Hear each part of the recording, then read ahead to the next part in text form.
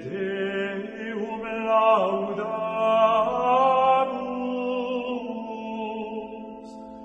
et Dominum confitemur, Ceterum Patrem, omnis terra veratur,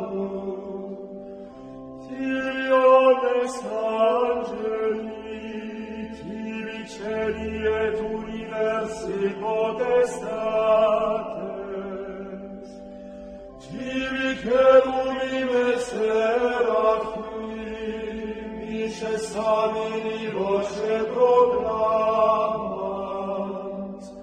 Sanctus,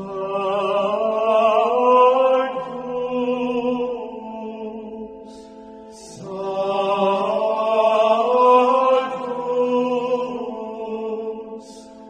Sanctus. Caríssimos católicos, apostólicos romanos, filhos da única igreja fundada por Jesus Cristo, Deus eterno e bendito. No Evangelho de São Mateus 16:18 diz: Tu és Pedro, e sobre esta pedra edificarei a minha igreja. Jesus disse minha igreja no singular, não disse minhas igrejas no plural. A Igreja Católica Apostólica Romana é a Igreja de Jesus Cristo, é a Igreja de Deus. Ela foi fundada no ano 30, em Jerusalém. Fora da Igreja Católica não há salvação. O católico que conhece a Igreja e a abandona para seguir as seitas não se salva. Jesus Cristo é católico, Nossa Senhora é católica, os apóstolos são católicos, até Judas Iscariotes, aquele covarde, falso e traidor, foi católico, mas não perseverou. Jesus chamou Judas de filho da perdição, João 17:12, e de diabo, João 6,70. São João Evangelista diz que Judas era ladrão, João 12,6. Prezado católico, devemos amar e defender a nossa igreja contra as línguas caluniadoras e maldizentes. O católico que não defende a igreja é um Judas traidor, é um filho ingrato. Devemos amar a verdade ensinada pela Igreja Católica. Jesus diz em João 8:32, e conhecereis a verdade, e a verdade vos libertará. E no mesmo Evangelho 8:44, Jesus diz que o diabo é mentiroso e pai da mentira. Quem quiser possuir paz no coração deve buscar a verdade com sinceridade. A mentira escraviza as pessoas, porque a mentira é do demônio. Quem caminha na mentira, caminha nas trevas, caminha na escuridão. Vamos refletir sobre a processão ou origem das pessoas divinas. A pessoa do Pai não tem a origem em nenhuma pessoa. Repito, a pessoa do Pai não tem a origem em nenhuma pessoa. O Quarto Concílio de Latrão, capítulo 1, diz: o Pai não procede de ninguém. As processões divinas só dizem respeito ao Filho e ao Espírito Santo. Na Santíssima Trindade, o Filho procede do Pai, permanecendo nele. É a processão interna. O primeiro concílio de Nicéia ensina: cremos em Jesus Cristo, Filho de Deus, unigênito, nascido do Pai, isto é, da substância do Pai. Ensina o primeiro concílio de Nicéia, e o símbolo atanasiano diz: o Filho procede unicamente do Pai, não feito nem criado, mas gerado. Estimado católico, o Filho procede da inteligência do Pai. Repito, o Filho procede da inteligência do Pai. Em Deus, por Espírito, não há outras palavras senão as da mente, as da inteligência. Logo, o Verbo procede da inteligência do Pai. O Espírito Santo tem a sua origem no Pai e no Filho, não como em dois princípios diversos, mas num só.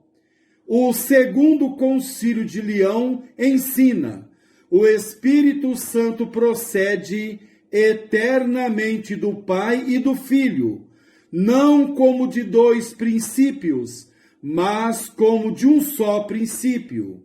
E o Concílio de Florença, decreto para os gregos, ensina: definimos que o Espírito Santo procede desde toda a eternidade do Pai e do Filho, e que recebe a sua essência simultaneamente do Pai e do Filho, e procede eternamente de ambos como de um só princípio, ensina o Concílio de Florença, decreto para os gregos. O Espírito Santo procede da vontade do Pai e do Filho, de modo análogo. Deus Pai, ao conhecer a si mesmo, gera o Verbo.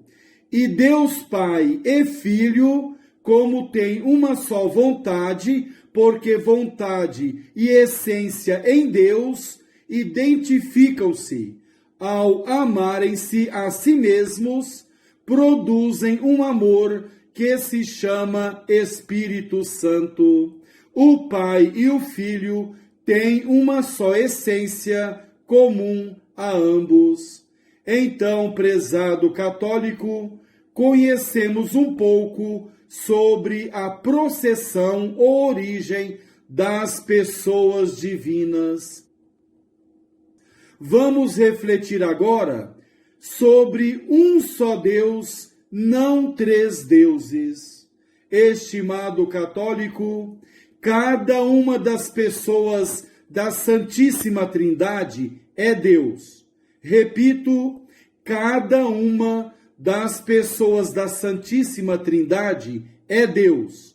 O Pai é Deus, o Filho é Deus, o Espírito Santo é Deus. Mas as três pessoas da Santíssima Trindade não são três deuses, mas são um só Deus. Alguém poderia perguntar: como é que as três pessoas são um só Deus e não três deuses? Este como não se pode explicar, nem compreender nesse mundo. Nisto consiste precisamente o mistério.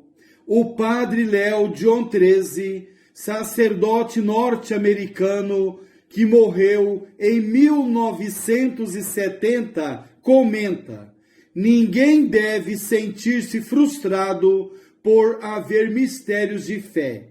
Só uma pessoa que sofra de soberba, de orgulho intelectual consumada, pretenderá abarcar o infinito, a insondável profundidade da natureza de Deus, mais que sentir com amargura as nossas limitações humanas, temos que encher-nos de agradecimento, porque Deus se dignou dizer-nos tanto sobre si mesmo, sobre a sua natureza íntima, comenta o padre Léo John XIII, sacerdote americano que morreu em 1970.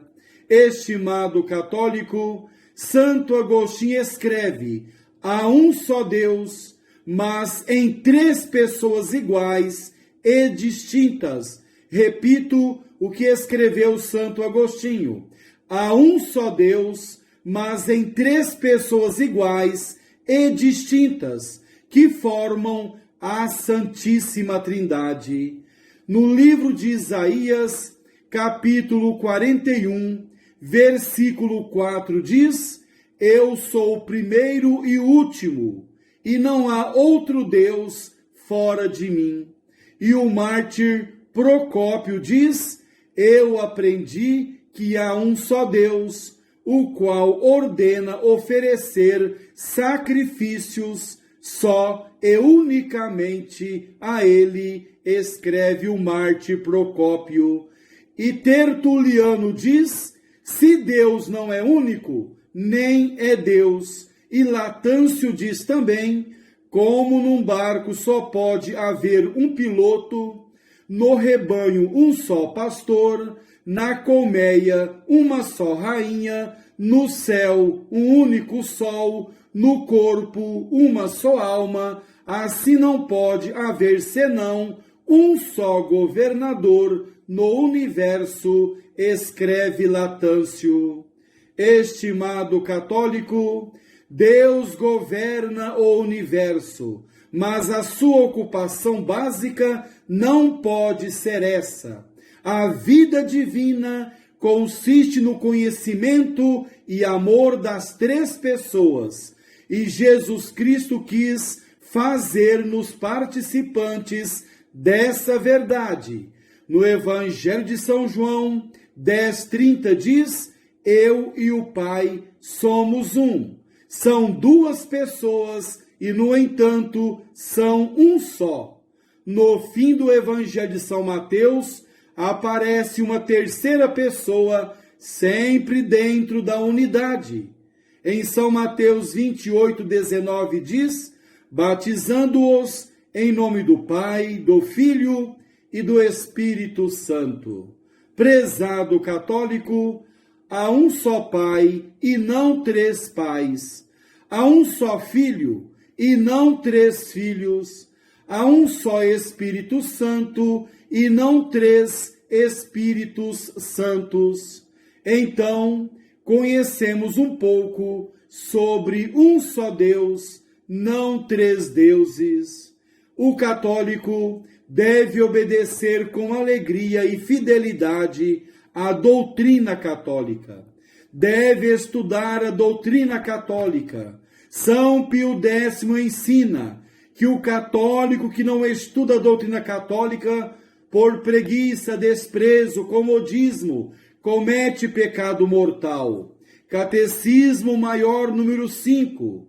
E o segundo catecismo da doutrina cristã, na lição preliminar número 15, diz que o católico que não estuda a doutrina católica por negligência e preguiça peca mortalmente.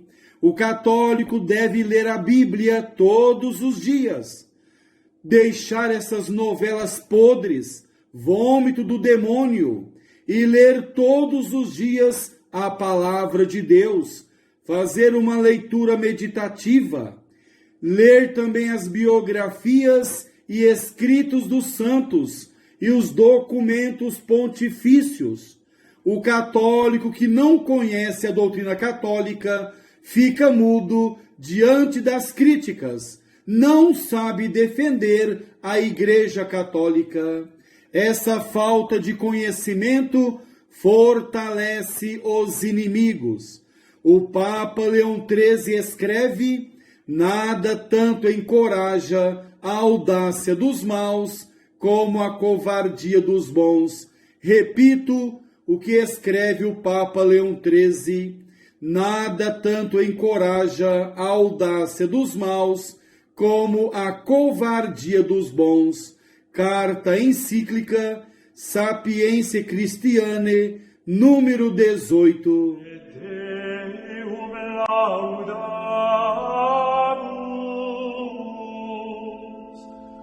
et Dominum confitemur, ceterum mistera veratum, tibi omnes angeli, tibi celi et universi potestates,